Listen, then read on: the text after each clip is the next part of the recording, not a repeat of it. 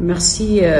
Comme vous le savez tous, notre commission des relations extérieures du Sénat vient d'auditionner aujourd'hui le vice-premier ministre, ministre des Affaires étrangères.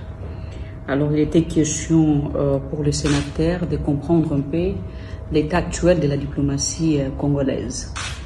Et notamment aussi évoquer la question de la présidence de la RDC à la tête de l'Union africaine, les retombées et voir comment les parlementaires peuvent aussi contribuer en termes de recommandations et en termes de questions, essayer de voir comment trouver des réponses aux questions qui étaient les nôtres.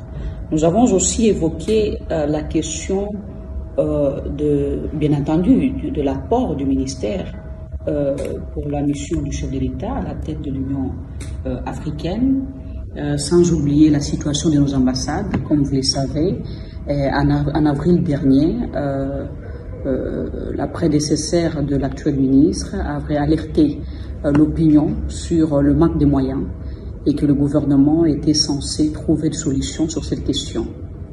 Alors, il était pour nous question de savoir présenter cette préoccupation auprès des ministres pour savoir s'il y a eu des solutions concernant ces problèmes. Il y a tant d'ambassades qui sont en difficulté et pour nous avons formulé des recommandations aux ministres. Par exemple, penser à réduire le nombre d'ambassades, des missions diplomatiques que nous avons à l'international pour faire une diplomatie selon nos moyens. Et cela veut dire voir plus où la RDC trouve ses intérêts et essayer de voir comment redorer l'image de la diplomatie congolaise. Alors, nous avons l'espoir parce que le ministre a tant d'objectifs qu'il a présentés. Nous espérons qu'il sera accompagné par le gouvernement pour essayer de voir comment résoudre tous ces problèmes. Alors, nous avons aussi évoqué le problème qui existe entre le problème frontalier qui existe entre la Zambie et la RDC pour savoir où en sommes-nous exactement avec ce problème. La SADC avait entrepris quelques initiatives pour essayer de faire la médiation, pour voir comment faire en sorte que ce genre de choses ne se répète plus. Donc l'incursion de la Zambie sur le territoire congolais. Alors nous avons aussi évoqué le problème de la paix à l'est du pays, sur le plan diplomatique, le travail qui est fait par le ministère des Affaires étrangères pour aider le pays à trouver une paix durable à l'est du pays. Alors, il était aussi question de faire les suivis au niveau du ministère des Affaires étrangères sur les accords signés, que ce soit les accords de paix, économiques, et ainsi de suite. Parce que son ministère, qui est le ministère qui est censé vraiment faire les suivis pour permettre à ce que le pays puisse gagner dans tout ça. Alors, on a évoqué aussi la question du marché de l'impression des passeports, parce que vous savez que il y a aussi plusieurs préoccupations sur cette question. Vous avez dans certaines provinces où le montant est plus élevé pour se procurer un passeport, plus que parfois à Kinshasa. Alors, il était question de voir comment recommander au ministre, au vice-premier ministre de pouvoir uniformiser. Cela veut dire faire en sorte que le prix de Kinshasa et le même prix en province et aussi dans le monde à travers nos ambassades. Alors, le ministre a présenté plusieurs objectifs. Il a parlé des réformes au sein du ministère des Affaires étrangères. Il a parlé de la conférence des ambassadeurs. Comme vous le savez, depuis l'indépendance, notre pays n'a organisé que 10 conférences. Et ça, c'est vraiment déplorable parce que il faut que chaque année, nous ayons au moins une conférence diplomatique qui est organisée. Cela veut dire ramener nos ambassadeurs au pays chaque début de l'année pour leur donner des orientations diplomatiques sur la politique étrangère de la République démocratique du Congo. Nous avons abordé également, dans le cadre de la mission du chef de l'État à la tête de l'Union africaine, les conflits qui dégénèrent un tout petit peu en Afrique en ce moment, le problème de l'Éthiopie, le problème du Maroc, le problème de l'Algérie, et ainsi de suite, tout le problème au niveau de l'Afrique, et comment est-ce que la RDC peut, d'une manière ou d'une autre, jouer un rôle important en tant que président de l'Union africaine. Nous n'avons pas oublié non plus la débâcle de la RDC à la dernière élection de la SADC. Comme vous le savez, nous avons constaté un peu de méfiance de la part des États de la SADC envers notre pays, la République démocratique du Congo, et nous pensons que le pays doit fournir les efforts qu'il faut pour essayer de trouver la place qu'il mérite au niveau de la SADC. Bien entendu, nous ne pouvons pas accepter à ce que aussi un pays qui a les secrétariats de la SADC, comme le Botswana, puisse aussi avoir puisse être à la tête puisse avoir la tête de devenir secrétaire exécutif de la SADC. C'est de trop, parce qu'un pays qui a déjà les sièges d'une organisation internationale doit laisser aux autres également la place. Cela veut dire qu'il était aussi peut-être le temps de la RDC. Et nous pensons qu'il n'est pas tard de faire mieux, essayer de voir comment améliorer les choses quand nous allons positionner d'autres compatriotes sur le chiquier international, que les pays soient à la hauteur comme il le faut et que les pays puissent accompagner comme il le faut. Donc il était question pour nous, les sénateurs, de savoir, le problème s'était posé à quel niveau pour que la RDC puisse échouer lamentablement au niveau de la SADC, et ce que les États de la SADC reprochaient à la RDC pour ne pas soutenir la candidature de la République démocratique du Congo.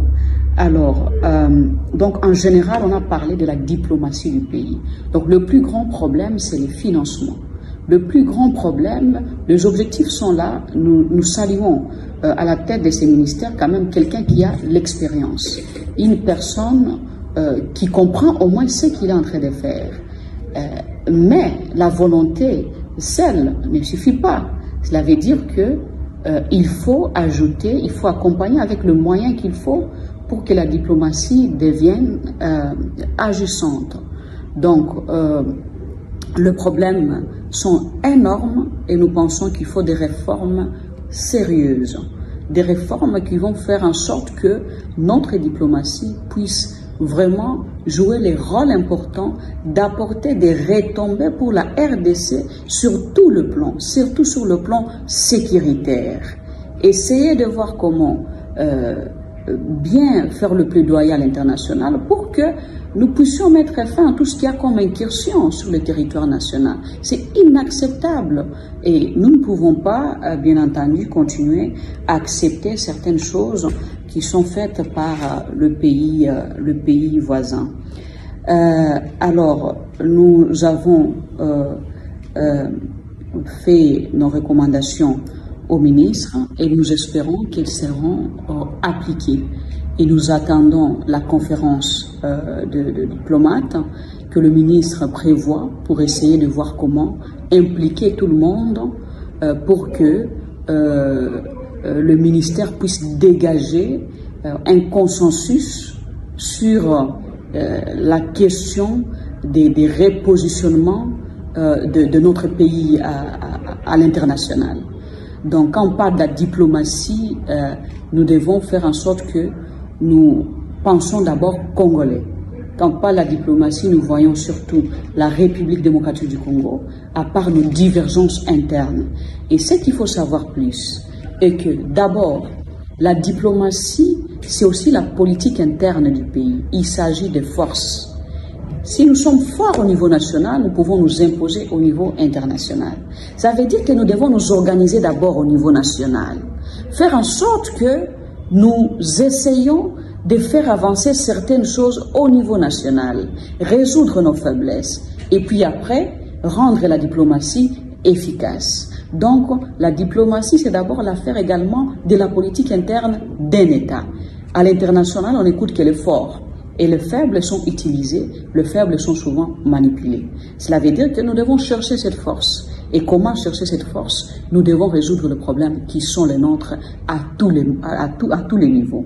Donc, je pense que le ministre a été à la hauteur. Il a répondu à toutes nos préoccupations. Et nous attendons de lui pas seulement la volonté, mais la mise en œuvre de tous les projets, tous les objectifs qu'il venait de nous présenter tout à l'heure. Et c'est tout ce que nous attendons de lui. Et nous, le Parlement, nous ne pouvons pas seulement rester là comme de personnes qui doivent critiquer, mais plutôt aussi apporter quelque chose, accompagner, parce que nous faisons une diplomatie d'accompagnement. La diplomatie classique, la diplomatie, elle est faite par le gouvernement de la République.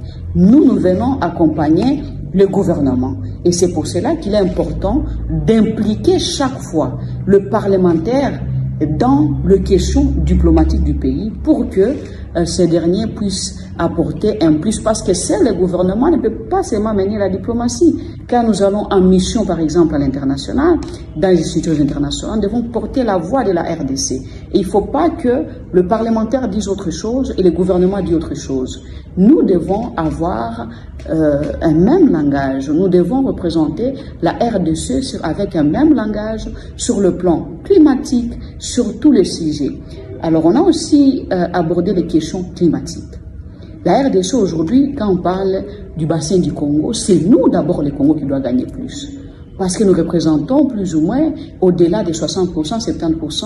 Il ne faudrait pas que les autres prennent le leadership au moment où c'est nous, la RDC, qui doit prendre le leadership. On a recommandé au ministre de voir comment convoquer peut-être travailler sur une conférence ou travailler sur une alliance entre le pays concerné du bassin du Congo pour essayer de voir comment promouvoir les intérêts. Merci.